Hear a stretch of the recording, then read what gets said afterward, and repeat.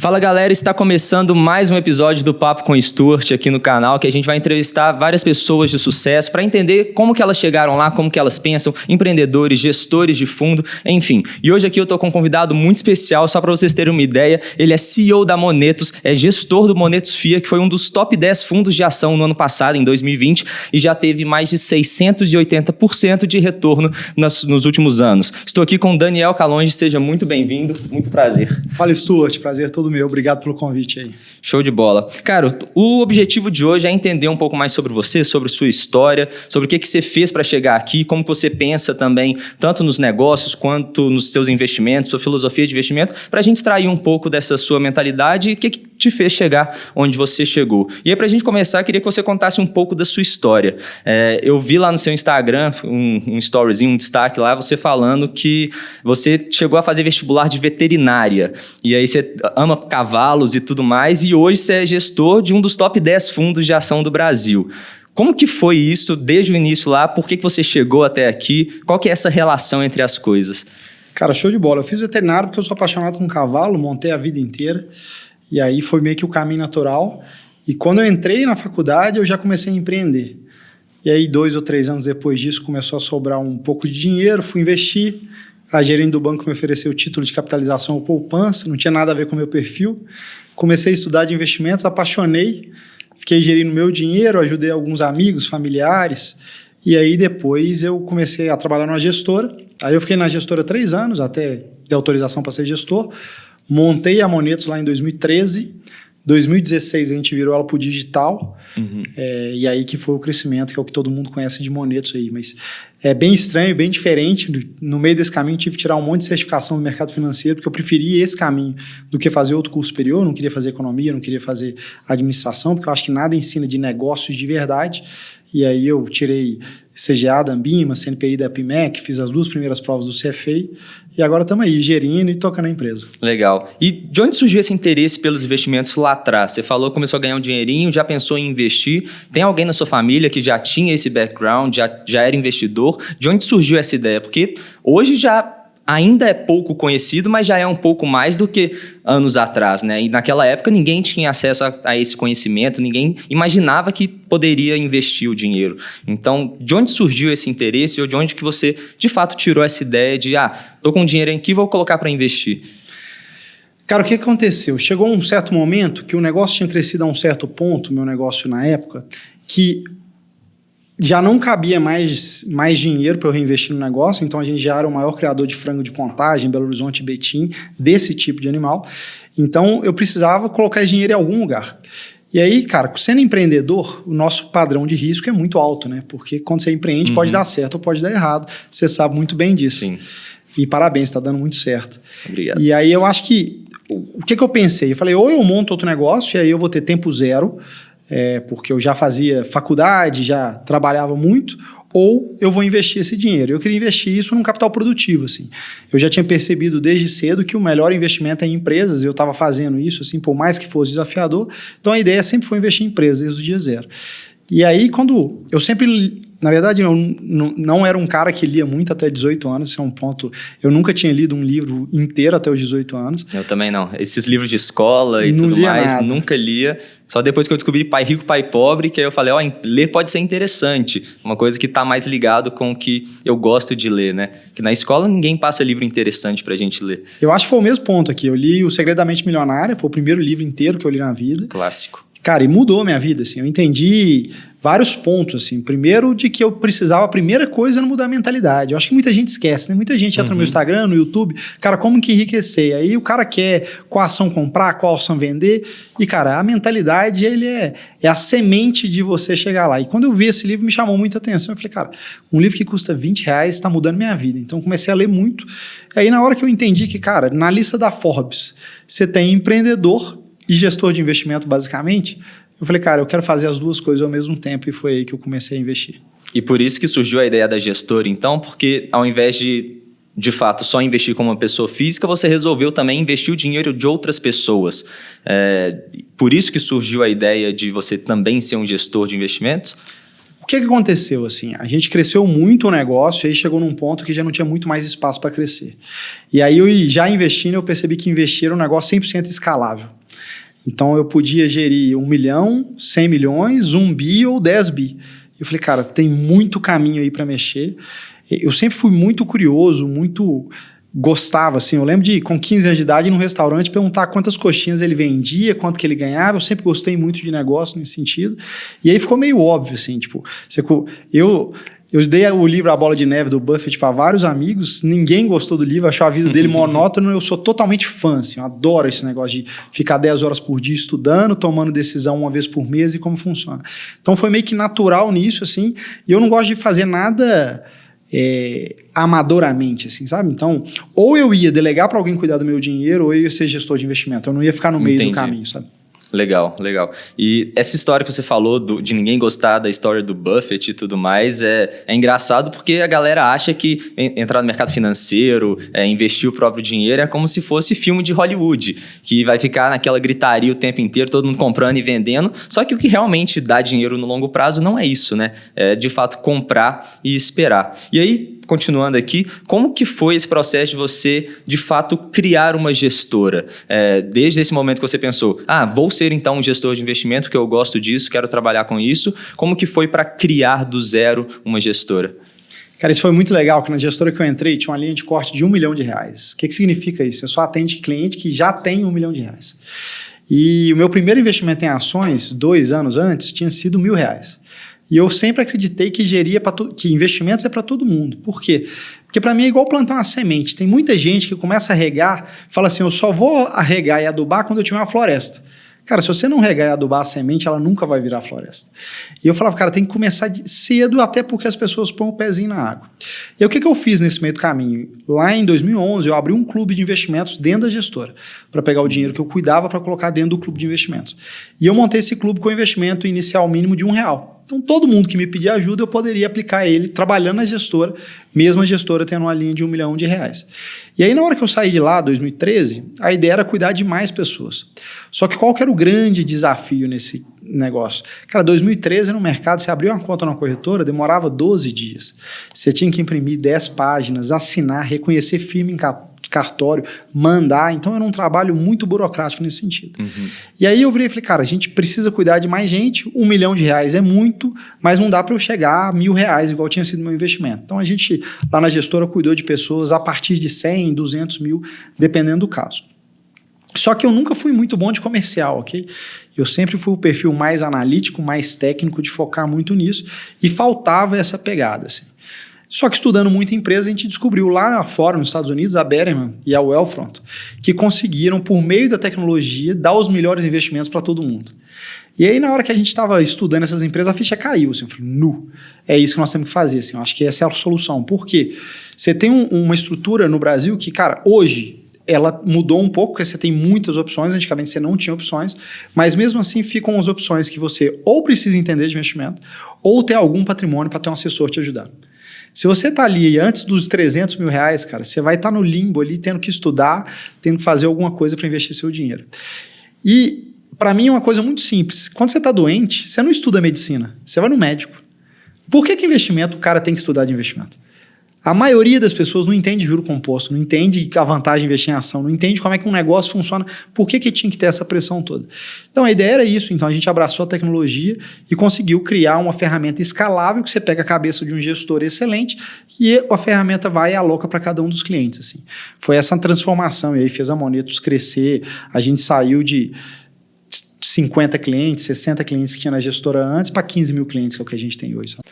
Legal, muito bom. E essa história de empreender, muitas vezes, quando não tem nenhum empreendedor na família, as pessoas meio que estranham, tá tomando muito risco, por que não seguir uma carreira CLT mais tranquila ali? Tem algum empreendedor na sua família? Você falou que desde novo empreendeu, criava frangos e tudo mais, e eles aceitaram bem esse processo de você empreender, depois criar uma gestora, mexer com o dinheiro dos outros? Como que foi isso?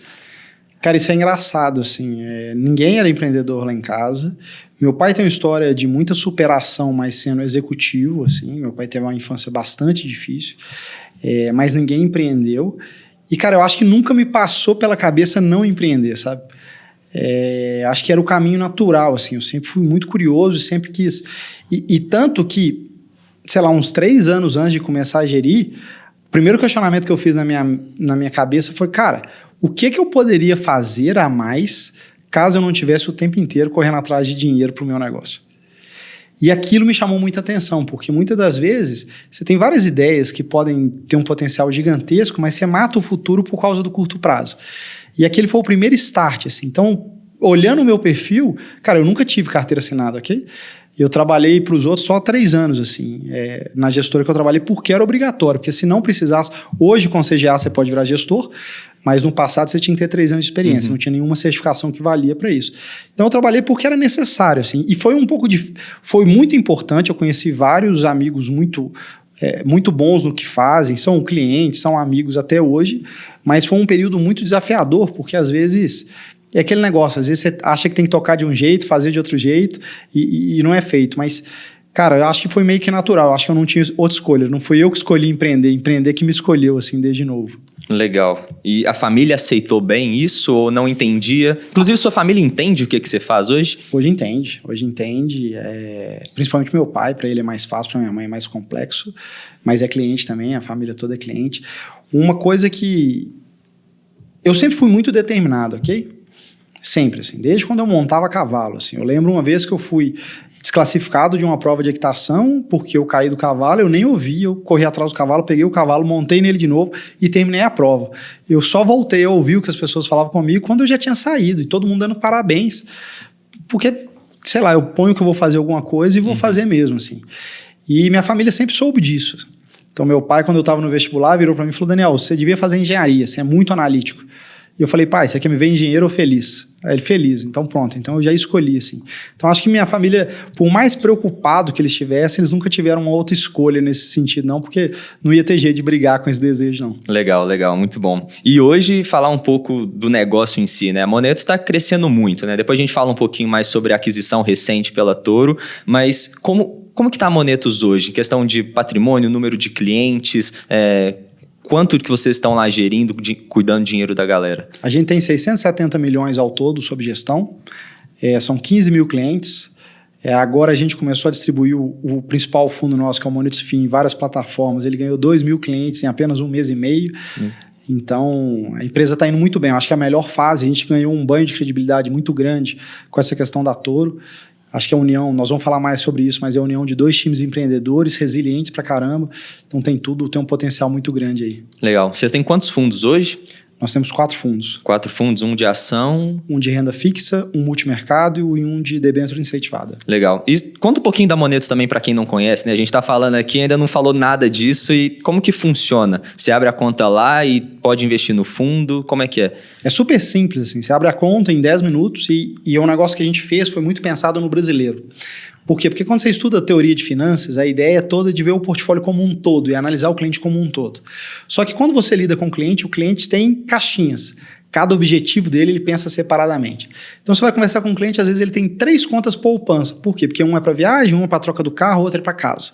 E aí, o que a gente fez? A gente criou tudo por objetivo. Então, se você entrar lá e falar o seguinte, cara, eu quero ter 10 mil reais de renda daqui a 30 anos.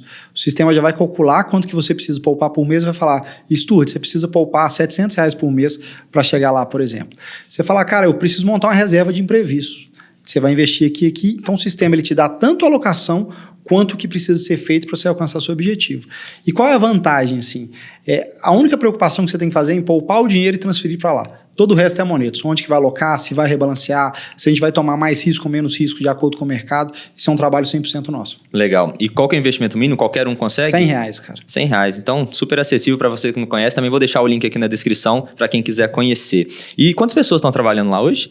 Hoje são 42 pessoas. 42? Bastante gente. E agora, falar um pouquinho sobre essa questão da Monetos, da Toro, né? A Toro também foi fundada aqui em BH e acho que muita gente, inclusive eu, tem curiosidade de saber um pouco dos bastidores de uma negociação como essa, né? Como que surgiu essa ideia de fazer a venda? Eles te procuraram? Como é que foi isso tudo? Cara, isso é muito engraçado, assim, pós o dia eu fui procurado por vários amigos que têm empresa perguntando o que foi. E aí eu falo, cara, eu não consigo te ajudar.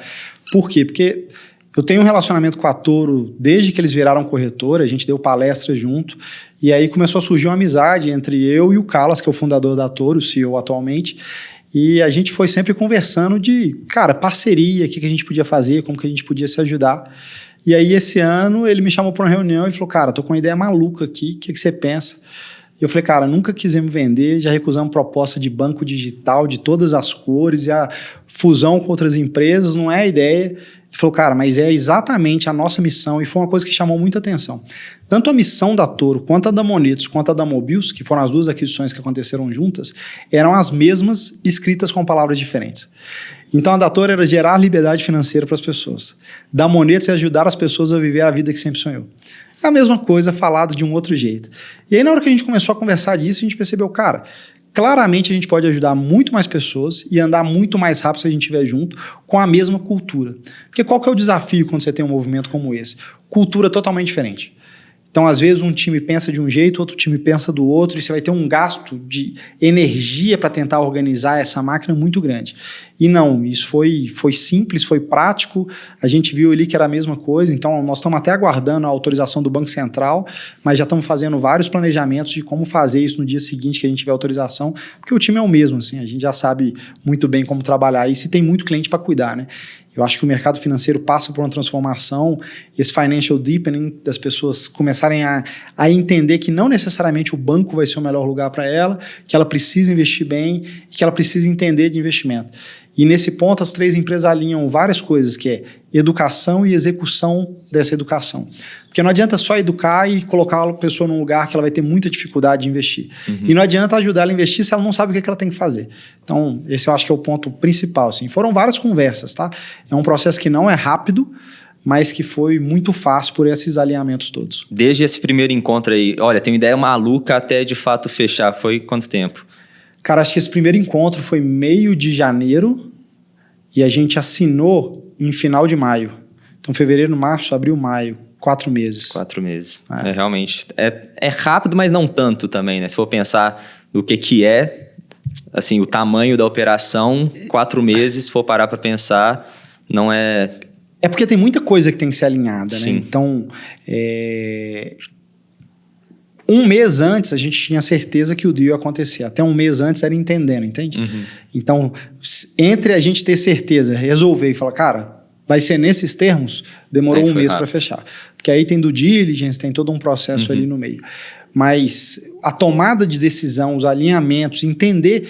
Porque um ponto muito importante que toda fusão ou aquisição, você tem que pensar muito na sinergia que você pode gerar nisso e como explorar essa sinergia da melhor maneira possível. Vale a pena você gastar um pouco de tempo entendendo isso, ao invés de chegar correndo para fazer rápido e perder esse time. Porque o que eu brinco, assim, o nosso projeto chama Projeto 111, que é 1 mais 1 mais 1 sem dar 3, é dando 111. Então, aproveitar o melhor de cada uma das empresas para a gente andar mais rápido. E nisso a gente alinhou muito antes, tanto que depois foi muito tranquilo, porque a gente gastou esse tempo antes. Mas eu te falo que vendo outras empresas, isso foi até rápido, tá? Eu conheço casos de empresas, às vezes até menores do que a nossa, que demoraram 1 ano num processo desse. Tem due diligence de 6 meses, de 4 meses. Uhum. Então, acho que tinha muita vontade de ambas as partes de fazer o negócio. Legal. Essa questão da sinergia eu acho fundamental para qualquer negócio, inclusive para quem estiver analisando uma empresa na Bolsa de Valores, que está fazendo alguma aquisição, é importante analisar isso, né? Qual que vai ser o benefício que vai ser gerado nessa fusão. Não pode ser só 1 mais 1 igual a 2, tem que ser 1 mais 1 igual a 3 ou 1 mais 1 mais 1 igual a 111 que você está falando, né? Quais são essas sinergias que existem nessa operação que vocês fizeram? Vamos lá, eu acho que a primeira coisa é que Moneto sempre precisa de uma corretora para operar, né? Nós somos uma gestora de recursos que faz tanto gestão de fundos quanto carteira administrada. Então a gente estava aí operando com diversos parceiros e agora a gente vai ter um parceiro que é nosso, que pode fazer o melhor para o nosso cliente o tempo inteiro. Outra questão é que a Moneto sempre teve um trabalho de retenção, o nosso cliente é muito satisfeito com o nosso trabalho e fica no longuíssimo prazo. Só que a gente sempre teve uma dificuldade ali de atrair cliente. Por quê? Porque investir em ação diretamente é sexy. Por isso que você tem 90% das pessoas físicas, quando investem em ação, ele perde para o índice, mas ele às vezes prefere investir em ação do que investir num fundo que hoje no Brasil mais 70% deles batem os índices. Por quê? Porque é sexy investir em ação, é sexy falar que você comprou Petrobras, é sexy falar que você estudou alguma coisa e investiu ali. E como a gente tem essa parte mais mais focada em patrimônio, que funciona muito bem com pessoas de altíssimo patrimônio, porque o que a gente faz hoje para alguém de R$100 é o que um gestor de fortuna fazia para alguém de 10 milhões, de 20 milhões. É a mesma metodologia. Só que quando eu sento para explicar para alguém, eu falo, cara, você tem quase um médico cuidando da sua saúde 24 horas, só que esse cara está cuidando dos seus objetivos financeiros nesse sentido. O cara entende naquilo muito facilmente. E mais para a gente adquirir cliente era mais difícil, assim. Então, proporcionalmente, Monedas tem 15 mil clientes, parece muito, mas a Toro tem muitos mais clientes. Então, a gente pode complementar um ao outro nesse sentido de melhorar a parte de aquisição e melhorar esse tempo que o cliente fica e dando mais serviços para ele. Então, hoje eu posso cuidar de um cliente de ponto a ponto. Uma coisa que como gestor eu falo muito, a briga parou de ser de mercado em específico, né? Então, sei lá, 2 anos atrás você virasse para mim e falasse assim, o que Banco Inter, Magazine Luiza e Rappi competem? Eu ia te falar, nada. Se eu te falasse hoje, os 3 competem pela mesma coisa. Os 3 têm um banco digital de alguma maneira. Os 3 querem cuidar da parte financeira. Os 3 querem vender coisas para o cliente. Que é o marketplace. O marketplace. E desde... Aí você vai falar, mas marketplace de produto? Não. O Inter lançou um marketplace de comida, um iFood dentro do Banco Inter. Magazine Luiza está investindo em empresas de entrega... Desculpa, não é Magazine Luiza. Lojas Americanas está investindo em empresa de um sacolão, uma rede de sacolões, de alguma coisa da terra, que eu esqueci o nome agora, natural da terra. Por quê? Para aumentar o tempo que o cliente fica no app e você gerar várias monetizações ali no meio. Então, quanto mais as redes estão aprendendo que o produto delas é cuidar bem do cliente, ela tem que colocar mais serviços de qualidade para aquele cliente ali, para tentar aumentar a receita com aquele cliente nas diferentes formas. E quando a gente pega tanto o Monetos quanto o Toro, cada um fazia um pedaço da jornada desse cliente. Agora a gente junta, a gente pode fazer a jornada de ponta a ponta, desde a experiência dele de bolsa até a experiência dele de alocação ali final. Caso ele nunca queira ver investimento, nunca mais, ele vai conseguir alcançar o objetivo dele. Legal, fenomenal. Acho que faz total sentido isso tudo que você falou. E um pouco mais também de bastidores dessa operação, né? Como que foi? Foi troca de ação? Eles compraram 100%? Como que foi essa negociação? Foi oferta primária ali, uma negociação primária que colocou dinheiro na empresa? Foi saída dos sócios? Como que aconteceu? Nenhum sócio saiu, todos os sócios quiseram continuar, inclusive os investidores. Foi um pedaço em dinheiro e um pedaço em troca de ações. E isso foi muito bom porque alinha os interesses, né? O objetivo da Toro é continuar crescendo, da Monetos também é continuar crescendo, e agora o que eu brinco a única coisa que mudou é que eu não sou sócio mais de Monetos e sou sócio da Toro, que é a dona da Monetos. Então, todo o resto continua a mesma coisa. Eu continuo o CEO da Monetos, eu continuo o gestor dos fundos, o time continua o mesmo e a gente continua com a autonomia de fazer o que for necessário. Legal. E agora eu queria falar um pouco mais sobre você nesse momento, né? Como que você se sentiu quando você assinou esse contrato? Porque para quem saiu lá de trás, fazendo veterinária, cuidando de cavalo, de frango, até criar um dos maiores fundos do Brasil, um dos melhores fundos do Brasil, e alguém, uma corretora grande, renomada, chegar até você e falar, olha, vamos fazer isso? Como que você se sentiu nesse momento, pensando em toda essa história aí?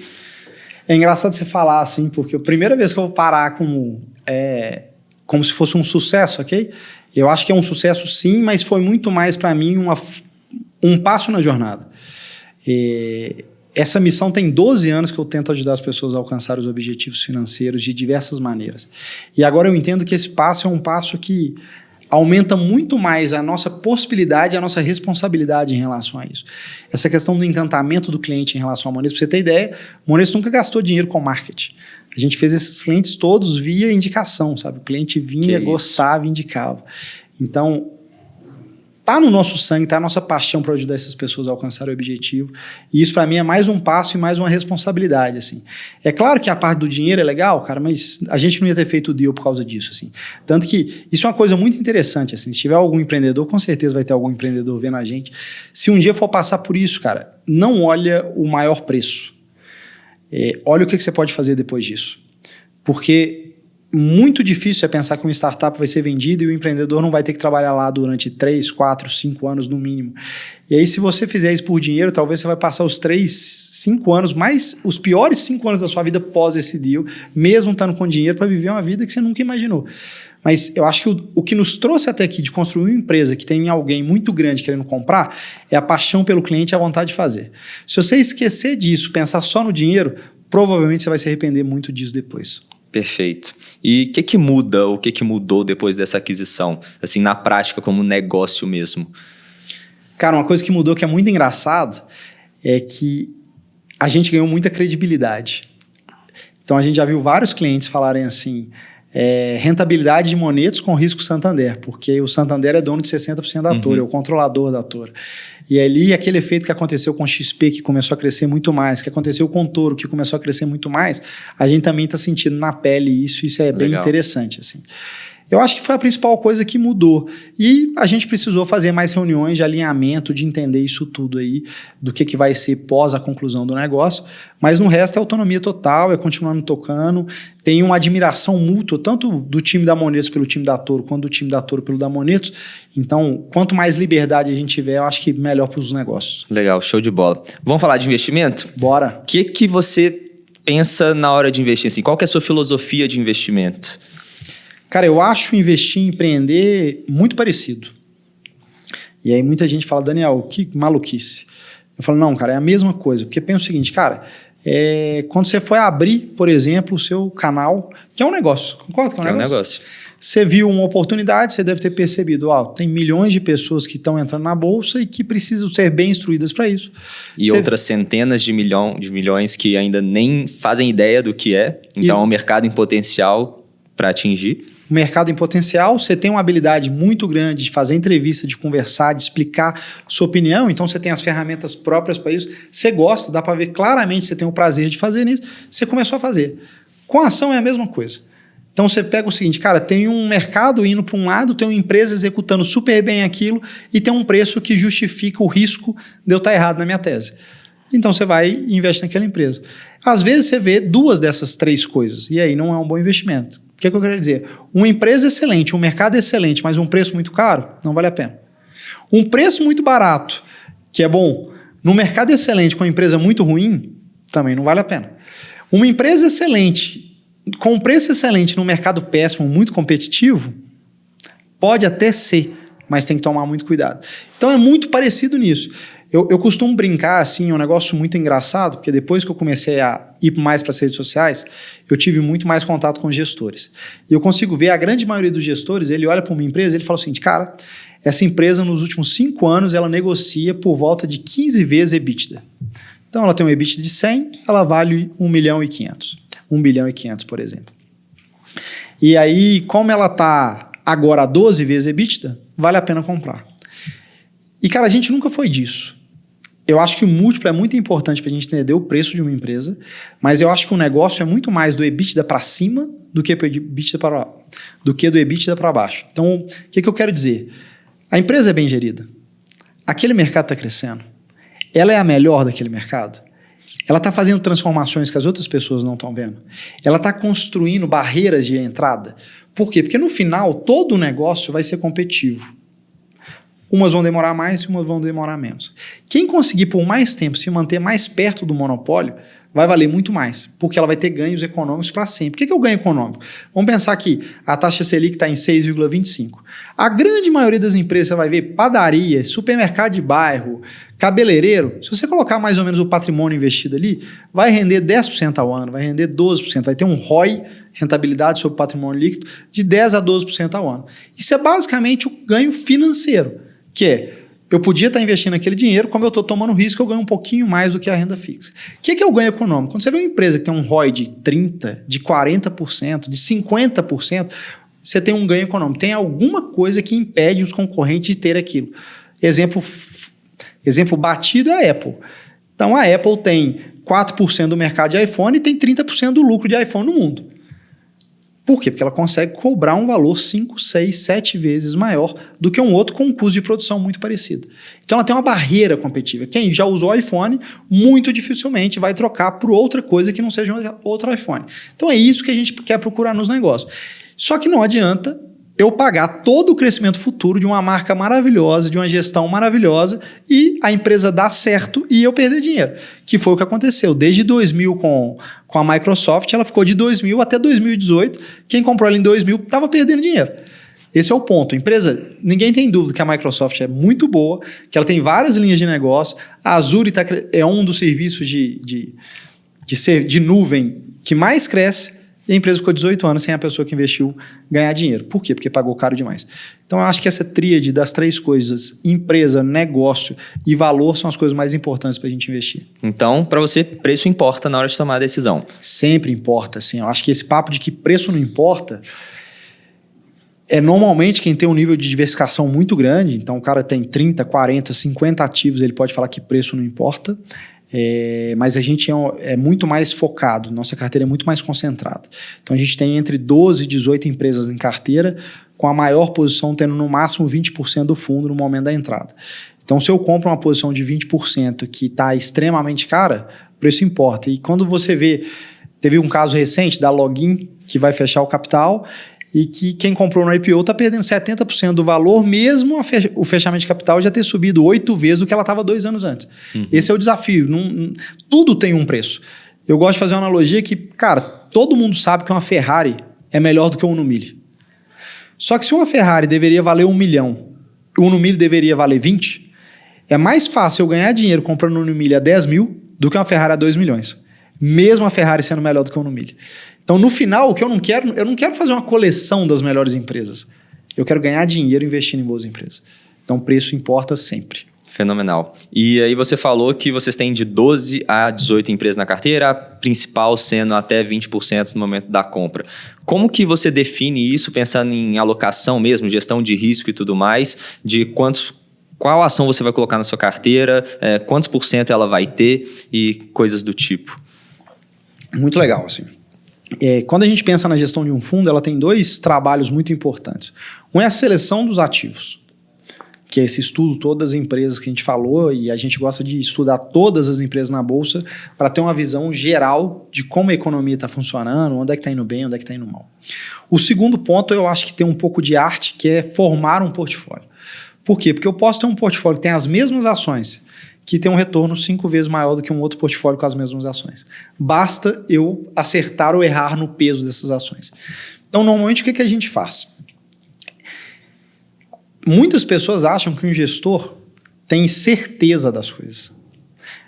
E todo o trabalho de investimento é um trabalho que é ligado a probabilidades. Quando eu digo que eu tenho certeza? Quando eu vejo que a probabilidade é altíssima de alguma coisa acontecer.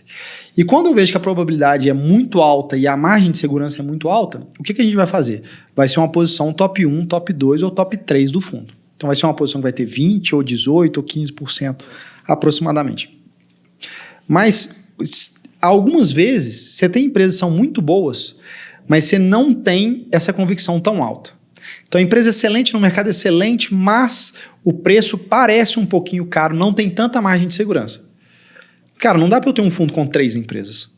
Então eu vou colocar essa 4ª, eu vou colocar essa 5ª, eu vou colocar essa 6ª empresa. Isso a gente vai medindo com base no nível de convicção que a gente tem, que a gente consegue ganhar dinheiro naquela tese. É muito raro eu ter uma posição menor do que 5%, porque se eu tenho uma posição menor do que 5%, mesmo que ela vá muito bem, ela não vai mudar meu resultado. Se eu tiver uma posição muito maior do que 20% e eu errar, eu saio do jogo. Então, é um processo de aprender sempre. Eu costumo dizer que quando você olha um gestor de investimentos, você nunca deveria olhar alguém que quer simplesmente ser rico. Porque se ele acertar 1 ou 2 anos, ele vai ser rico. Só que o que você quer olhar é alguém que gosta de jogar. É alguém que gosta de competir. Alguém que gosta de ser melhor. Por quê? Porque tudo que ele errou ou que ele acertou esse ano, se ele gostar de aprender, se ele gostar de competir, ano que vem ele está melhor. E no outro ano ele está melhor. E no outro ano ele está melhor. Então, se você for pegar, o fundo foi crescendo de tamanho, que tende a dificultar um pouco gerar melhores resultados, e a gente tem gerando resultados melhores, não a cada ano, porque a gestão não é assim, não é esse reloginho, mas à medida que o tempo passa, porque a gente vai aprendendo. Esse ciclo de competência que o Buffett fala, né? A cada dia que passa a gente entende mais setores. Tem mais conforto de comprar mais empresas de diferentes setores. Então, continuar no jogo, aprendendo com o que a gente fez, é muito importante. Por isso que o Buffett começou a ser famoso, ele já tinha 30 anos que ele geria, porque ele foi melhorando todos os anos. Não é uma coisa que, sei lá, igual o skate nas Olimpíadas, com 13 anos você tem alguém medalha de ouro, cara, com 13 anos ninguém vai ser medalha de ouro com gestão de investimento, sabe? Então, quando surge aquela pessoa falando assim, cara, eu era pobre até 1 ano atrás, comecei a estudar de investimentos, agora eu tenho a Ferrari, provavelmente tem algo estranho nisso aí. Desconfia. Exato. E aí, como que é o processo de análise lá com vocês? Desde o momento que... Quantas pessoas estão trabalhando? Tem pessoas específicas para cada setor? Ou todo mundo olha de tudo? E desde o momento de surgir com uma ideia... Olha, essa empresa parece interessante, vamos aprofundar aqui, até o momento de colocar ela dentro da carteira. Como que é todo esse processo? Perfeito. A gente faz um trabalho que é ao contrário do que a gente vê a maioria das pessoas físicas. A gente não quer falar que a empresa é boa, a gente quer falar que a empresa é ruim. Por quê? Porque o principal trabalho, o que mais mata um gestor, é quando ele acha alguma coisa e tem algumas informações que ele esqueceu e que mostra que ele estava errado. Então, como que funciona? A gente tem vários analistas, hoje são 5 analistas na empresa, então, que estudam setores. Mas quando a gente vai estudar alguma empresa específica que tem chance, todos nós vamos estudar ela. Eu gosto de ler a maior quantidade de balanços possíveis.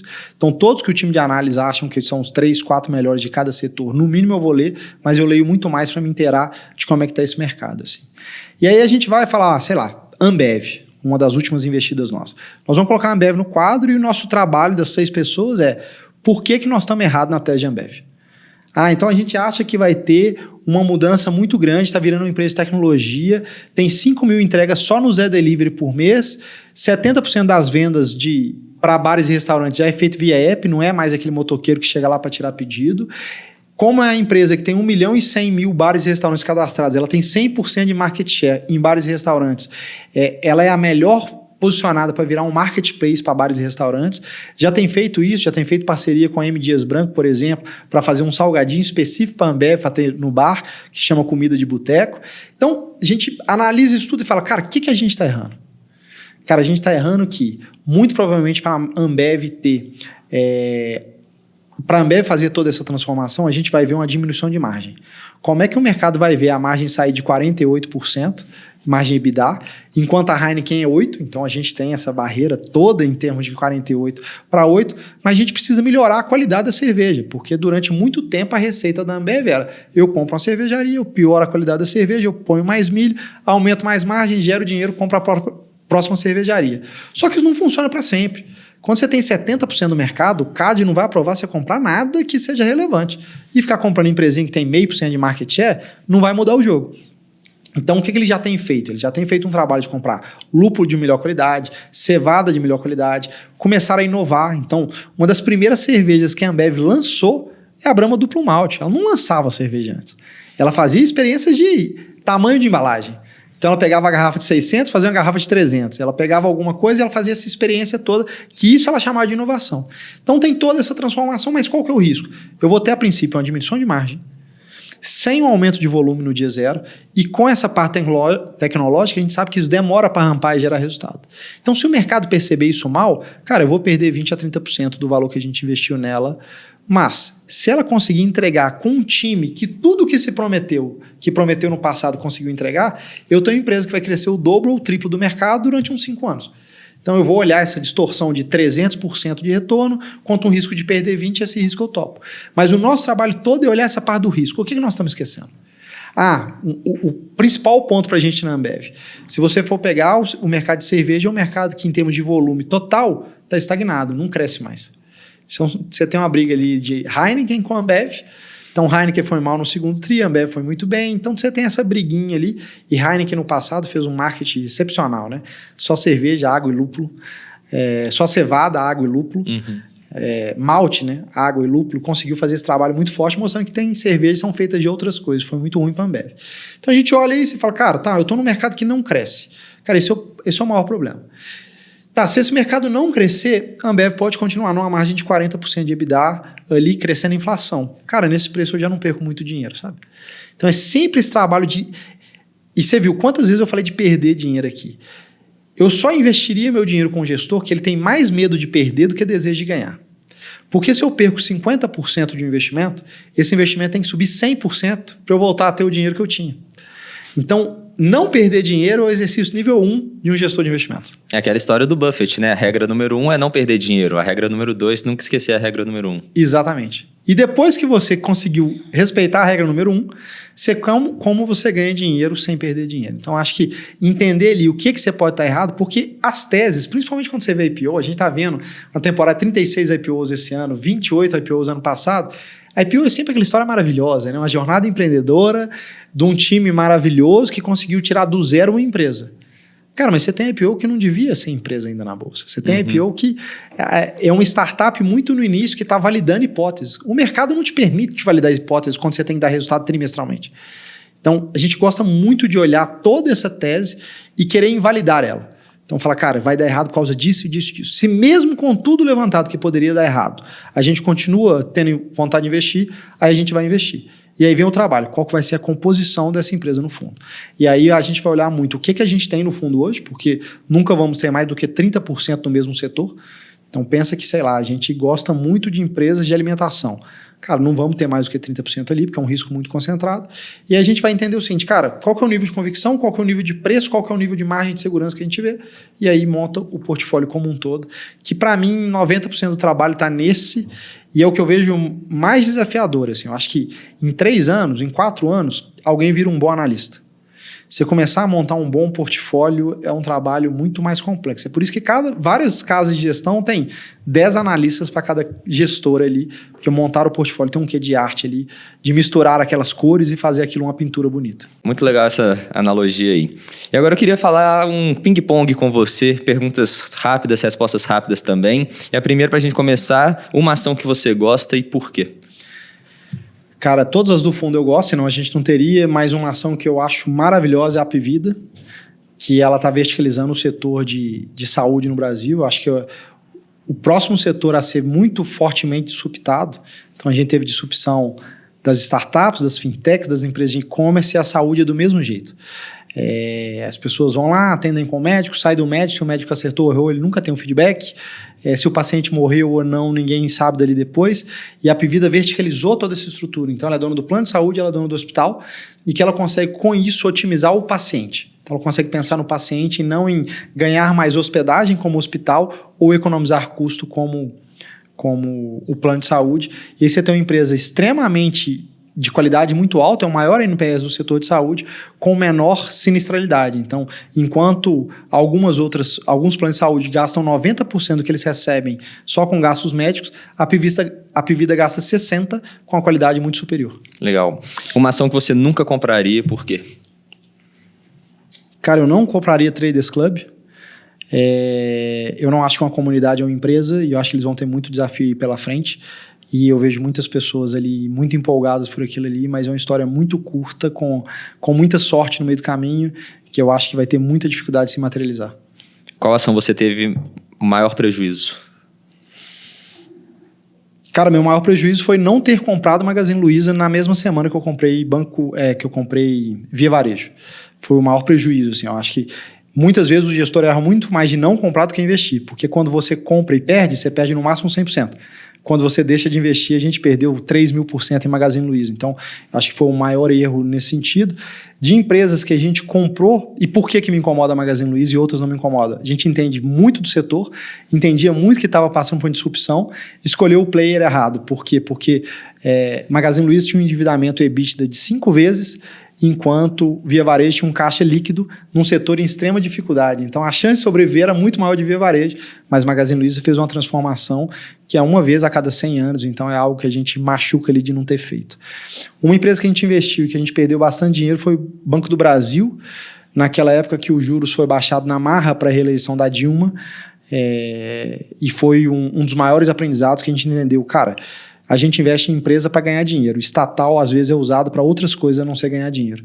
E esse papo de privatizar é cada dia mais complexo e mais longe. Então, a gente parou de investir em estatal. Eu acho que foi um aprendizado super bom, mas perdemos bastante dinheiro com ela. Legal. Inclusive, eu até ia perguntar isso, o que você achava de estatal. Então, hoje, estatal está fora. Cara, se você pega o governo que mais teve coragem de falar de privatização, não conseguiu privatizar nada forte, no máximo uma subsidiária da Petrobras, que é a BR Distribuidora, eu acho que seria muito difícil se acreditar nessa tese como investimento, ok? E por mais... é um negócio seguinte, cara, quando a gente investe numa empresa, eu quero ganhar dinheiro. Se as pessoas de lá de dentro estiverem pensando em ganhar dinheiro, é difícil ganhar dinheiro, mas é possível. Se as pessoas lá dentro estão preocupadas em controlar a inflação, estão preocupadas com o cargo dela, com o próximo governo, vai ser muito mais difícil. Então, para mim, esse é o principal desafio quando você pensa numa estatal. Tem gente que consegue, mas eu prefiro ficar de fora. A ação que você mais ganhou dinheiro? Em termos absolutos ou relativo? Os dois. Cara, em termos relativos, foi BIC Banco, que deu 200 e poucos % em 1 mês e pouco, 2 meses, que foi uma tese muito legal, que o mercado todo acreditava que ele ia quebrar.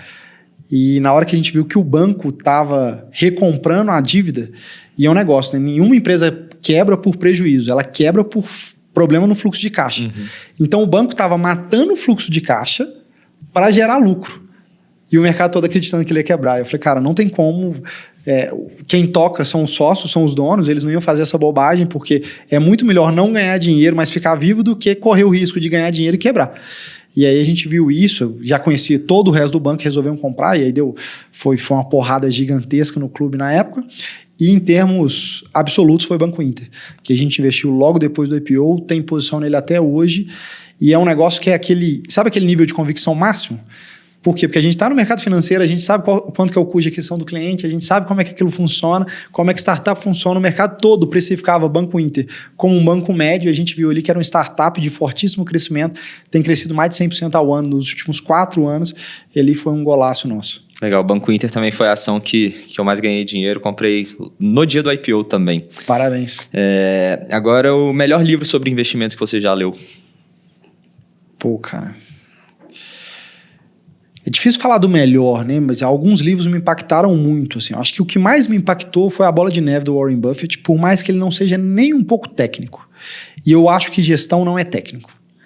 Quando o Buffett fala que é soma, multiplicação, divisão e subtração, você faz qualquer análise, ele mostra que investir não é só técnico. Tem um quê de arte ali no meio do caminho, porque senão a planilha de Excel ia ganhar de qualquer calculadora simples aí.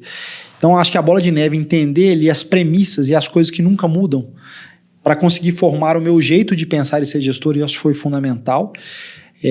O Investidor Inteligente, para mim, do Benjamin Graham, você começa a pegar a evolução de, cara, comprar uma empresa barata, Buffett é o cara de comprar uma empresa barata boa, Munger é um cara de comprar uma empresa boa, e o preço de uma empresa boa é diferente de uma empresa média, então a gente aprendeu muito ali. Cara, mas tem vários, assim, e são 2 livros densos, assim, eu acho que de livro nacional, para não esquecer, eu acho que Investimentos Inteligentes, do Gustavo Cerbasi, é um livro muito legal que explica de investimento de uma maneira geral e você consegue sair dali depois de 100 e poucas páginas, entendendo o que você pode esperar de cada classe de ativo, por exemplo. Legal.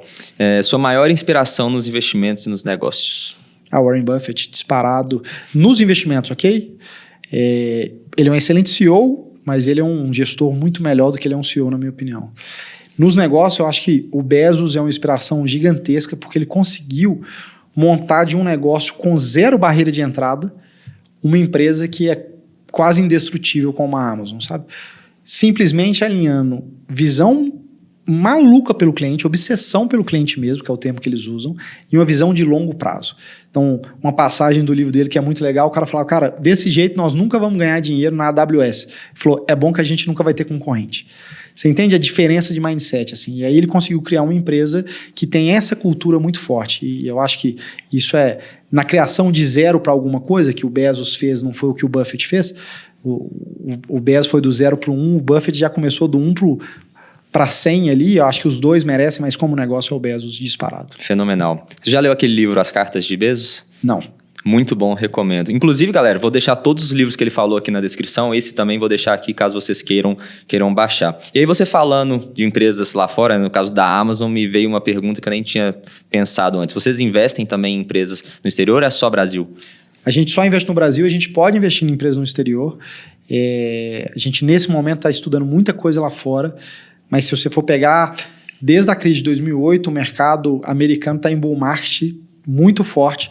Então, quando a gente pega as empresas lá fora, perto das brasileiras, está muito cara. Aí as pessoas falam, pô, mas o dólar está subindo muito forte e tal. Se a gente tirasse do Brasil hoje o risco político, os problemas políticos, toda essa coisa de teto dos gastos, qual que vai ser o próximo presidente, eu acho que a Bolsa estaria muito mais forte do que está hoje. Então eu olho o valuation das empresas brasileiras contra as lá de fora, eu fico muito mais empolgado de comprar aqui. Já teve um momento no passado que a gente não podia investir lá fora e que eu queria ter feito ao contrário. Então a gente tem essa liberdade, eu brinco que o trabalho de gestor é como se fosse um minerador que debaixo de cada pedra do rio pode ter um tesouro. Então agora a gente tem mais espaço do rio para procurar tesouro. Mas quando eu olho esses tesouros lá fora, por mais que tenha Facebook, Google, que são empresas que conseguiram construir um business de plataforma, que você olha para o futuro, você com certeza vai estar aí, vai estar ganhando cada dia mais pela estrutura de leilão, de lance. Quando eu olho o valuation, toda essa tese já está muito que embutida ali no meio. Então hoje eu prefiro estar aqui dentro. Legal. Qual que foi seu maior erro na sua trajetória empreendedora e erro também como investidor? Cara, eu acho que o meu maior erro na minha trajetória empreendedora, disparado, foi ficar de 2013 até 2016 numa salinha menor do que esse estúdio aqui, pensando simples... E o estúdio é grande, tá, gente? Mas é porque a salinha era pequenininha mesmo. Pensando que só resultado ia fazer a gente ser conhecido, assim. Resultado é fundamental, investimento, mas a gente precisa saber vender e precisa andar mais rápido. A vida tinha sido muito boa comigo até esse momento, eu já era independente financeiramente, tinha alcançado todas as minhas metas que eu tinha colocado, e eu falei, cara, vou cuidar do meu dinheiro e quem quiser eu cuido. Cara, quem quiser eu cuido muito ruim, sabe? Você tem que se vender, você tem que mostrar, você tem que ajudar mais pessoas. Se sua missão é ajudar pessoas e você não está falando para as pessoas que você quer ajudar elas, você não está cumprindo a missão inteira. Assim. Então, para mim, foi o principal erro. Legal. E como investidor? Cara... Magazine Luiza, para mim, é o maior erro de ação. Cara, para mim, são os erros que a gente deixou de comprar alguma empresa ou que a gente errou muito na tese. Vou falar de uma outra tese, para não falar de Magazine Luiza. A gente errou totalmente a tese de educação. Totalmente, assim. A gente foi pego no contrapé, assim. Por quê? Porque a gente viu o setor de educação como um setor de forte crescimento, extremamente subpenetrado no Brasil, a quantidade de pessoas com curso superior aqui era muito pequena, e com um dado que me chamava muito a atenção, que era a pessoa formada ganha em média 3,5 vezes mais do que a pessoa que não, aquela mesma pessoa ganhava antes de formar. Então eu falava, cara, muito simples, né? Então todo mundo quer fazer faculdade porque ganha mais e vai ganhar mais dinheiro nesse sentido.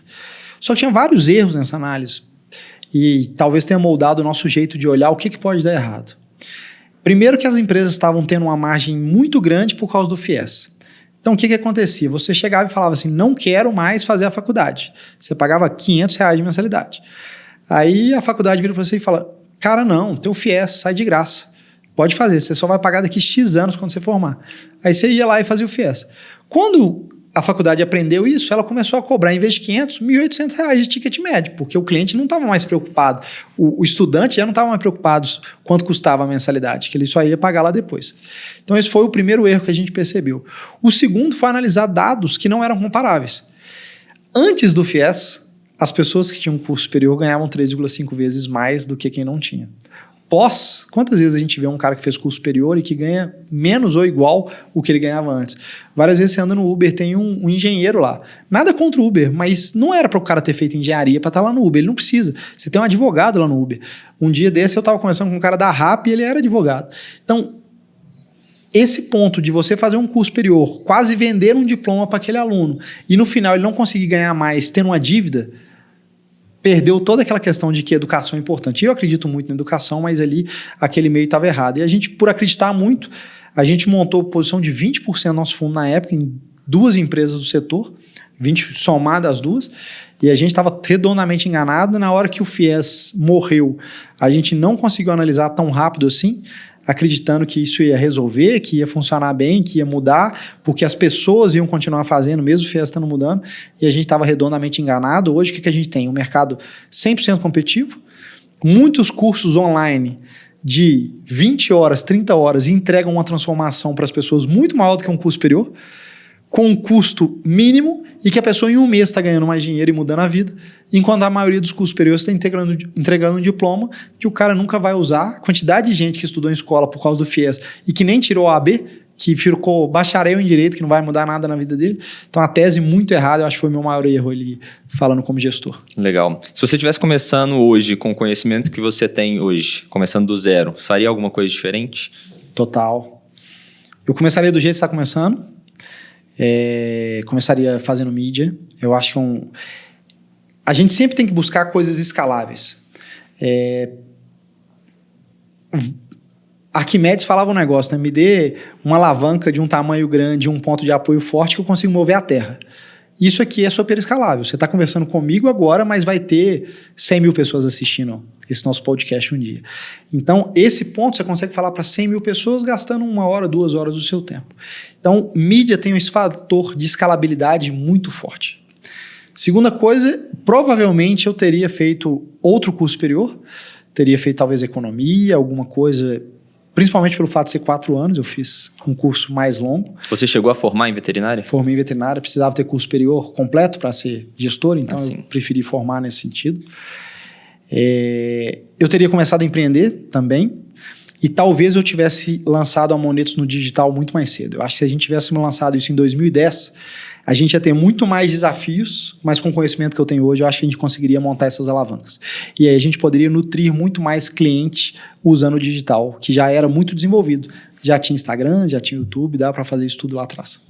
Show de bola. Daniel, muito obrigado. Espero que a galera tenha gostado. Tenho certeza que vão gostar também. Se você gostou, deixa seu like aqui embaixo, que isso é muito importante. Deixa nos comentários também sugestões de convidados. O que você achou desse podcast. Convidados que a gente poderia chamar também, que a gente poderia aprender muito com eles. E, Daniel, conta um pouquinho também suas redes sociais e um recado final para a galera que chegou até aqui. Eu estou muito ativo no Instagram e no YouTube. Nos dois é Daniel F. Calonge. Calonge é igual fala, C-A-L-O-N-G-E. Perfeito. E um recadinho final para quem chegou até aqui. Galera, espero que vocês tenham gostado. É isso, assim, uma coisa que o mais importante na minha vida foi nunca desistir do sonho, às vezes desistir do caminho que eu tinha escolhido. Então, a vida a gente sempre vai ter que fazer escolhas. Não faz escolha do sonho. Seu sonho é o seu sonho, cara. Ele é só seu. E não importa. Não desiste não se apaixona pelo caminho. Então, eu comecei fazendo veterinária, criando frango, mexendo com cavalo. E o que me entregou o meu sonho, e a coisa que eu amo de fazer, foi sendo gestor de investimento. Então, o caminho, ele vai se moldando e você vai aprendendo. E não se preocupe. Não acha que você errou no meio do caminho, porque você fez um curso e você não gostou. Cara, o que importa é daqui para frente, não daqui para trás. Perfeito, Daniel, muito obrigado, o papo foi sensacional, tenho certeza que a galera ali gostou. Lembra, semana que vem estamos de volta, deixa seu like aí embaixo e eu te vejo lá. Um grande abraço e bora enriquecer.